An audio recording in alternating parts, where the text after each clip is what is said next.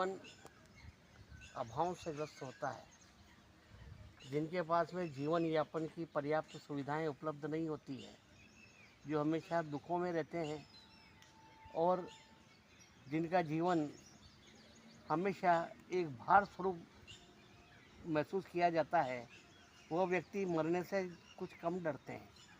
परंतु जो लोग कंफर्ट जोन में रहते हैं, सुख सुविधाओं से संपन्न रहते हैं, जिनके पास में किसी प्रकार की कोई कमी नहीं होती है, खूब धन दौलत ऐश आराम की ज़िंदगी होती है, वो लोग मरने से ज़्यादा डरते हैं, क्योंकि उन्हें अपने जीवन के प्रति कोई लगाव नहीं रहता, जो अभाव में रहता है।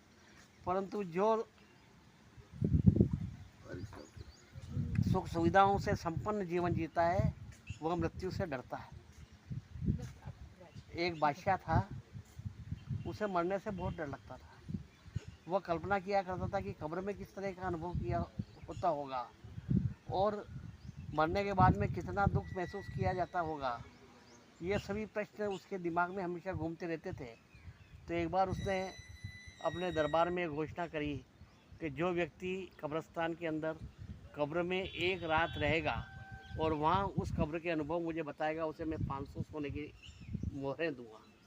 अब उसके लिए कोई तैयार नहीं हुआ, पर एक व्यक्ति जो बहुत कंजूस था परंतु बहुत धनवान भी था, पैसे की उसको बहुत चाहत थी, तो उसने कहा क्या एक रात कब्र में रहने से क्या फ़र्क पड़ता है, 500 मोहरें मिल रही है।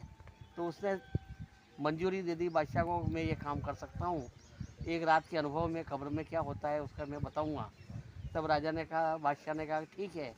तो उसके लिए कहा कि कब्र खोद दी जाए, उसमें खाली एक हवा आने के लिए सुराख रखा जाए, बाकी उसको कब्र में बंद कर दिया जाए। जब वो कब्रिस्तान की तरफ जा रहा था तो एक फ़कीर उसके पीछे पड़ गया।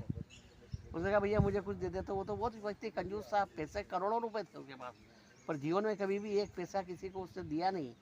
वो फ़कीर उसके पीछे पड़ गया, मैं तेरे से कुछ लेके ही मानूंगा।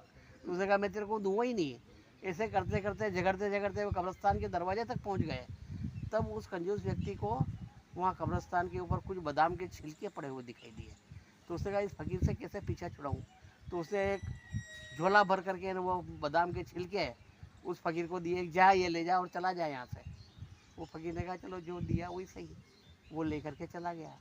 अब कब्र खोदी गई, उसको उसमें सुला दिया गया और उसे ऊपर से मिट्टी डाल दी गई, खाली एक सुराख रखा। अब रात को वो वहाँ पे कब्रिस्तान में कब्र के अंदर सोया हुआ।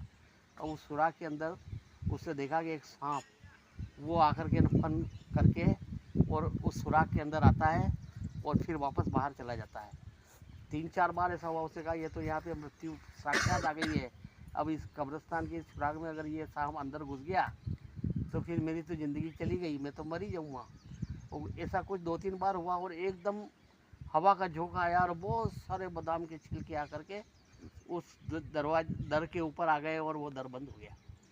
तब उसने कहा कि ये तो अब आराम हो गया, अब ये छिलकों से दर बंद हो गया ना, अब सांप अंदर आएगा नहीं। तो उसने कहा ये ऐसा कैसे हुआ, ये छिलके अचानक ऐसे आकर के कैसे हो गए।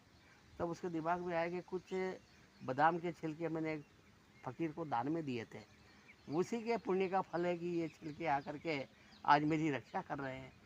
जो चीज़ मेरी थी नहीं, वो बादाम के छिलके मैंने दान में दिए थे, वो कोई मेरे निजी नहीं थे, परंतु फिर भी मैंने मेरे हाथ से दी, क्योंकि वो दान देने की जो भावना मेरे में थी, तो उसका मुझे पुण्य इतना मिल गया कि जो चीज़ मेरी नहीं थी वो दान में दे दी, तो मुझे उसका इतना प्रतिसाद मिला कि आज मेरी जीवन की रक्षा हो गई।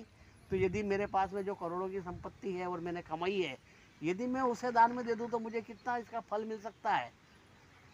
सुबह में उसे कब्र से बाहर निकाला गया और दरबार में जब हाजिर हुआ तब बादशाह ने उसे 500 मोहरें दी। तो उसने कहा मुझे अब पैसे की कोई ज़रूरत नहीं है, ये मरने के बाद में कौन सा दुख होता है ना कौन सा अनुभव होता है, ये तो मुझे कोई मतलब नहीं, पर मुझे तो जीने का अनुभव प्राप्त हो गया कि कोई व्यक्ति यदि उसे दे तो उसका कितना गुना उसे वापस प्राप्त होता है। इसलिए उसने कहा कि मैं ये पैसे भी नहीं लूँगा और मेरी जो करोड़ों की संपत्ति है वो मैं उसे दान कर दूँगा। और उसने अगले दिन से ही उसे सार्वजनिक हितों में लगाना चालू कर दिया। उसने धर्मशालाएँ बनवाई, स्कूल बनवाए, अस्पताल बनवाए, पानी की ट्यूबें लगाई और अपनी पूरी संपत्ति को उसे सार्वजनिक हित में दान कर दिया। उसने कहा कि कुछ छिलके मैंने दिए थे जो मेरे नहीं थे, उसने मेरी जीवन की रक्षा कर दी, तो मेरा कमाया हुआ, मेरा मेहनत का किया हुआ धन यदि मैं दान कर रहा हूँ तो मुझे उसका कितना पुण्य फल प्राप्त होगा। तो ये न केन विधि दीने दान करे कल्याण, यही जीवन का सार है कि मनुष्य यह नहीं सोचे कि वह भगवान के मंदिर में जाता है, ईश्वर की प्रार्थना करता है, पूजा करता है, यह कोई ज़रूरी नहीं है। उसे बस 2 लक्ष्य ध्यान में रखना चाहिए कि उसने अपने आप में कितना परिवर्तन किया, अपना कितना सुधार किया, और दूसरा लक्ष्य ये होना चाहिए कि वह दूसरों के लिए कितना उपयोगी सिद्ध हुआ। यदि वो किसी के लिए उपयोगी नहीं है तो फिर क्या काम का, किसी के पास करोड़ों की संपत्ति है और वो 1 पैसा भी किसी को नहीं देता है तो उसका धन किसी काम का नहीं है। इसलिए हमें 2 लक्ष्य जीवन में बनाना चाहिए कि अपने आप में परिवर्तन करें, अपने आप का सुधार करें और अपने आप को लोगों के लिए उपयोगी सिद्ध करें। यही जीवन की सार्थकता है।